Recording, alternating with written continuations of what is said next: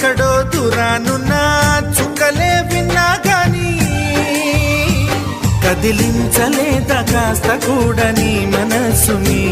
పరదాలు దాటి ఒక్కసారి పలకరించవేమి అందరినీ ఇలా వెంటపడి అడగాల సరదాగా నువ్వే ఎదురైతే సరిపోదా నిద్రపోతున్న రాత్రి నడిగా గుడ్డికి చేరిన గువ్వల నడిగా